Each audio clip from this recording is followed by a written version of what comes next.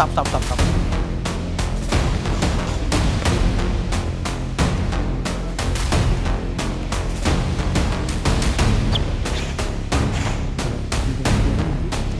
பழங்கால பொருட்களை காக்க வேண்டிய பொருட்களை வந்து இந்த அளவுக்கு ஒஸ்ட்டாக போட்டு வச்சுருக்காங்களே அப்படின்னு.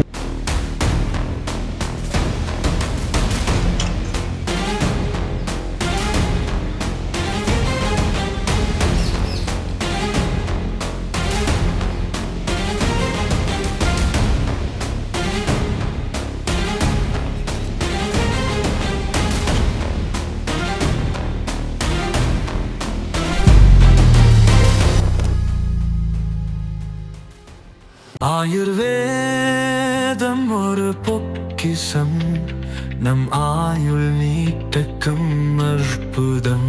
டாக்டர் ஸ்ரீவர்மாஸ். தங்கம் விற்று ஃபாஸ்டா பணம் பெற ஃபாஸ்ட் மணி கோல்ட் 9655796557. பேசு தமிழா பேசு நேயர்களுக்கு வணக்கம். இன்றைக்கு காலையில சமூக வலைதளத்துல ஒரு பதிவு பார்க்க முடிஞ்சு. அது என்ன பதிவுனா, சென்னையில இருக்கக்கூடிய அருங்காட்சியகத்துல பழங்கால சிற்பங்கள், கோயில் சிலைகள் எல்லாமே வந்து, அதுவும் குறிப்பா இந்த சிலைகள் எல்லாமே 800-1000 வருடங்கள் பழமையான சிலைகள். இந்திய அரசால கஷ்டப்பட்டு மீட்டு கொண்டு வரப்பட்ட இந்த சிலைகள் எல்லாத்தையும் இங்க இருக்கக்கூடிய அருங்காட்சியகத்தினுடைய பராமரிப்பு பணிக்காக எல்லாத்தையும் தூக்கி குப்பையில போட்டிருக்க மாதிரியான சில விஷுவல்ஸ் எல்லாத்தையும் நம்மளால பார்க்க முடிஞ்சு சமூக வலைதளங்கள்ல. இந்த சிலைகள் எல்லாமே இப்படிதான் கையாளப்படுதா? பராமரிப்பு பணிக்காக இந்த சிலைகள் எல்லாத்தையும் தூக்கி ஓரமா ஒரு குப்பையில போட்டு வச்சிருக்க மாதிரி போட்டு வச்சிருக்காங்களா அப்படிங்கிறத நம்ம பேசு தமிழா பேசி டீம் நேரடியாக அங்க போயிட்டு என்ன பண்ணியிருக்காங்க அப்படிங்கிறதுக்காக ஷூட் பண்ண போயிருக்கோம். உண்மையிலேயே அப்படிதான் அந்த சிலைகள் எல்லாமே அங்க போட்டு வச்சிருக்காங்களா அப்படிங்கிறத நம்ம போய் பார்க்கலாம். இது என்ன விஷயம் அப்படிங்கிறத மக்களுக்கு தெரியப்படுத்தணும் அப்படிங்கிறதுக்காக நம்ம பேசு தமிழா பேசி டீம் வந்து இங்க வந்திருக்கோம். இப்போ திரும்ப உள்ளே போகிறோம் அப்படின்னா, அங்கே உள்ளே போகிறதுக்கு முன்னாடியே ஒரு கன்மேன் இருக்காங்க, 2 சூப்பர்வைசர் இருக்காங்க. அப்படி இருந்தும் நம்ம உள்ளே ஒரு ட்ரை பண்ணி பார்க்குறோம், வேறு ஒரு வழிமுறையாக தான் போகிறோம். ஸோ அங்கே நிறைய பொருட்கள்லாம் வச்சுருக்காங்க. அது மக்களுக்கு எதுவுமே தெரியக்கூடாது அப்படிங்கிறதுக்காக ரொம்ப கொஞ்சம் அங்கங்கே போட்டு வச்சுருக்காங்க. பழங்கால காக்க வேண்டிய பொருட்கள் எல்லாத்தையும் கீழே போட்டு வச்சுருக்காங்க. பட் ஆனால் இது மக்களுக்கு தெரியணும் அப்படிங்கிறதுக்காக தான். பட் உள்ளே போகிறோம், என்ன வேணாலும் நடக்கலாம். ஸோ போலீஸ் வந்து கேமராவும் பிடுங்கலாம், மொபைலையும் பிடுங்கலாம். பட் இருந்தாலும் இது மக்களுக்கு தெரியணும் அப்படிங்கிறதுக்காக காட்டுறோம்.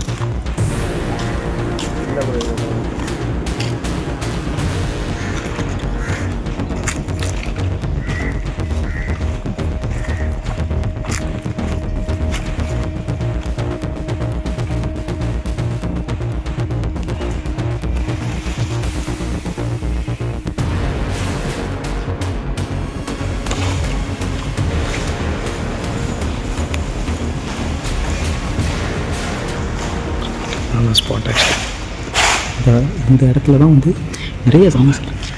சூப்பர்வைசர் வராமல் ஸோ சூப்பர்வைசர் வந்துட்டுருக்காங்க. நம்மளே வந்து ஒளிஞ்சு தான் எடுத்துகிட்டு இருக்காங்க. இது பார்த்தீங்கன்னா கடைகள் வந்து இப்படி தான் இருக்குது. ஸோ நம்மளே ரிஸ்க் எடுத்து தான் பண்ணி வந்துட்டுருக்கோம். வந்ததுமே உள்ளே விடலை, நம்மளே வந்து ஒளிஞ்சு தான் வந்துட்டுருக்கோம். இங்கேயே பார்த்தீங்கன்னா எந்த அளவுக்கு பொஸ்ட்டாக போட்டிருக்காங்க. இது எல்லாமே வந்து பழங்கால பொருட்கள் மியூசியத்துக்கு இல்லை எவ்வளோ வந்து பாதுகாப்பாக வைக்கக்கூடிய பொருட்களை இவ்வளோ கொடூரமாக ஒரு கம்பியை மேலே போட்டு அது மேலே இப்படி ஒரு கேவலமான ஒரு இதை போட்டு வச்சுருக்காங்க. ஸோ இதெல்லாம் பார்க்கும்போது ஒரு ஆதங்கமாக இருக்குது. நீங்கள் அங்கே பார்த்தீங்கன்னா அவ்வளோ சிலைகள்.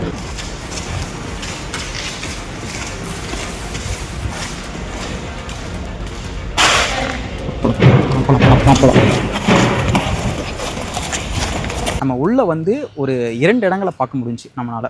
ஸோ அந்த 2 இடத்துலையுமே அந்த மாதிரியான சிலைகள் எதுவுமே நம்மளால் பெருசாக பார்க்க முடியல.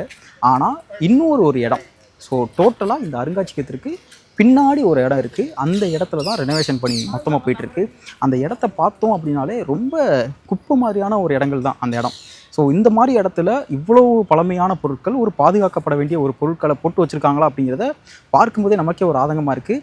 நம்ம உள்ளே போகும்போதே நிறைய தடங்கல்கள் இருந்துச்சு. குறிப்பாக அங்கே இருக்கக்கூடிய ஏடிக்கு கீழே இருக்கக்கூடிய அதிகாரிகள், காவலாளிகள், அங்கே 2 பேர் சூப்பர்வைசராக இருக்காங்க. ஸோ அவங்க யாருமே நம்மளை உள்ள விடலை. அதனுடைய காட்சியுமே நம்ம இப்போ பதிவிடுறோம்.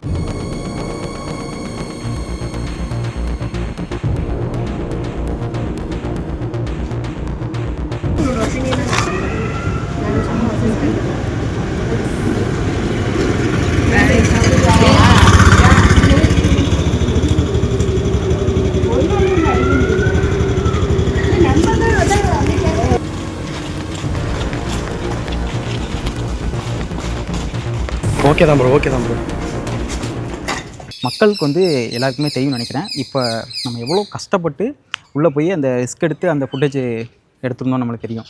ஏன்னா அங்கே ஃபஸ்ட் அட்டம்ப்டில் நம்ம உள்ளே போகும்போது நிறைய தடங்கள், அங்கே இவங்க போகக்கூடாது, ஏடிக்கிட்ட பெர்மிஷன் வாங்கணும், அது இதுன்னு நிறைய விஷயங்கள் சொல்லியிருந்தாங்க. ஸோ இப்போவே நானே பார்த்து இந்த இடத்துல நின்று எடுக்கக்கூடாது தான், நான் யாராச்சும் வந்துடுவாங்களோ அப்படிங்கிற ஒரு பதட்டத்திலே தான். ஆனால் பட் மக்களுக்கு இது தெரியணும், இங்கே என்ன நடந்துக்கிட்டு இருக்குது அப்படின்னு. பராமரிப்பு பணி நடக்கிறது ஓகே, பட் ஆனால் இந்த மாதிரியான சிலைகள் வந்து ரொம்ப பாதுகாக்கப்பட வேண்டிய சிலைகள் எல்லாத்தையும் இப்படி ஒரு குப்பையான ஒரு இடத்துல போட்டுட்டு நீங்கள் பராமரிப்பு பண்ணி நடத்தணுமா அப்படிங்கிற ஒரு கேள்வி தான். ஸோ நிறைய மூச்சு வாங்குது. ஏன்னா அங்கேருந்து ஓடி வரோம் நானும் சரி, கேமராமேனும் சரி. கேமராமேன் ரொம்ப ரிஸ்க் எடுத்தார். இது அவ்வளோ குப்பை மாதிரி இருக்க ஒரு இடத்துல அந்த இடத்துல போட்டு வச்சுருக்காங்க.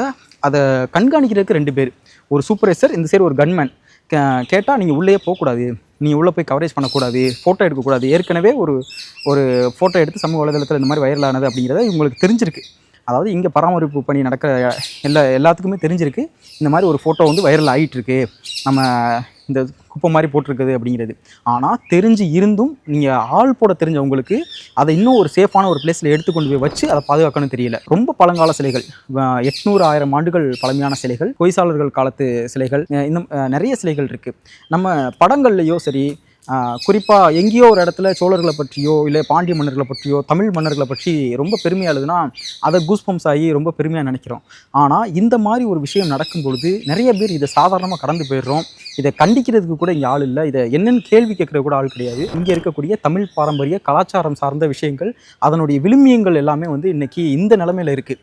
ஸோ தமிழக அரசும் சரி, இங்கே இருக்கக்கூடிய தமிழ் பேசுகிற நிறைய நபர்களும் சரி, போற்றி பாதுகாக்கப்பட வேண்டிய விஷயங்களை இந்த மாதிரி குப்பையான ஒரு இடத்துல போட்டு வச்சிருக்கிறது அப்படிங்கிறது ரொம்ப கண்டிக்கத்தக்க வேண்டிய விஷயம். இந்த மாதிரியான விஷயங்கள் எல்லாத்தையும் இந்திய அரசால் கஷ்டப்பட்டு மீட்கப்பட்டு வந்த இந்த சிலைகள் எல்லாத்தையும் இந்த மாதிரி போட்டு வச்சிருக்கிறது அப்படிங்கிறத பேசு தமிழா பேசு டீம் மக்களுக்கு வெளிக்கொண்டு வரணும், மக்களுக்கு இந்த விஷயம் உண்மை என்ன அப்படிங்கிறது தெரியணும் அப்படிங்கிறதுக்காகவே நானும் எங்கள் கேமராமேனும் வந்து ஷூட் பண்ணியிருக்கோம். நம்ம பார்த்த இந்த பாரம்பரிய மிக்க சிலைகள் எல்லாத்தையும் கம்ப்ளீட்டாக இந்த மியூசியத்துக்கு பின்னாடி வச்சுருக்காங்க. நான் இதை வந்து ஸ்டார்டிங்கில் சொல்லியிருப்பேன் இந்த விஷயத்த.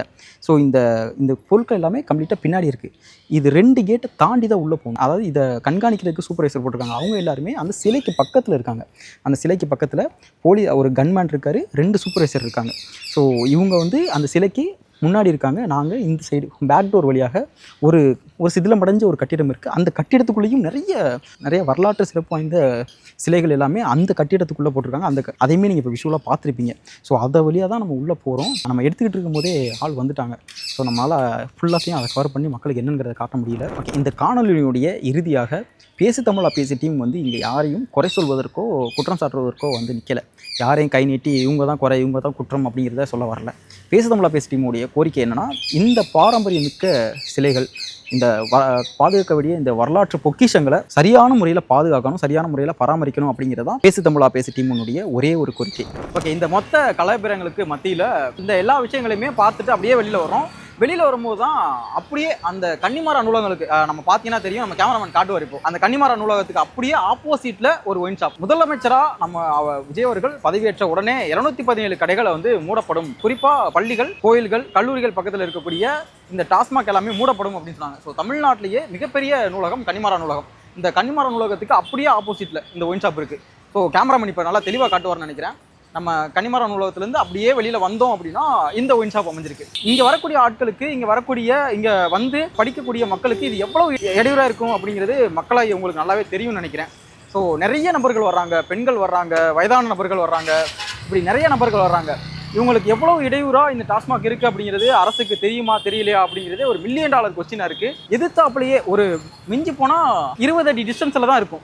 ஒரு 20 ஸ்டெப்ஸ் தான் இருக்கும், வாக்கபிள் டிஸ்டன்ஸ் தான். இதன் மூலியமாக வரக்கூடிய வருமானங்களில் அரசுக்கு என்ன லாபம் வந்துட போகுது? ஸோ இந்த மாதிரியான விஷயங்கள்லாம் வந்து அரசு ரொம்பவே தவிர்க்க வேண்டிய விஷயங்களாக பார்க்கப்படுது. 717 கடைகள் மூடுறாங்க அப்படின்னா இந்த மாதிரி மிகப்பெரிய ஒரு நூலகம், ஸோ பேர் பெற்ற நூலகம் அது அவ்வளோ பெரிய விஷயங்கள் இருக்க மத்தியில் இந்த மாதிரி அதுக்கு ஆப்போசிட்டில் ஒரு டாஸ்மாக் வச்சு அரசு நடத்துறது அப்படிங்கிறது ரொம்பவே என்ன சொல்கிறதுன்னு தெரில, ரொம்ப ஆதங்கப்படக்கூடிய ஒரு விஷயமா இருக்குது. அரசு வந்து இதெல்லாம் கவனத்தில் கொள்ளணும் அப்படிங்கிறது தான் பேசு தமிழா பேசக்கூடிய கோரிக்கை. உலக தமிழ் சொந்தங்களுக்கு வணக்கம். நான் ராஜவேல் நாகராஜன். பேசு தமிழா பேசு வலையொலியுடைய வளர்ச்சிக்கு நீங்களும் உறுதுணையாக இருக்கணும்னு நினச்சிங்கன்னா இந்த வீடியோடைய டிஸ்கிரிப்ஷனில் இருக்கக்கூடிய ரேசர் பே லிங்கை கிளிக் பண்ணுங்கள். அந்த லிங்க்கில் போயிட்டு உங்களுக்கு விருப்பமான தொகையை பேசு தமிழா பேசுவனுடைய வளர்ச்சிக்கு உங்களுடைய பங்களிப்பாக நீங்கள் கொடுக்கலாம். நன்றி, வணக்கம்.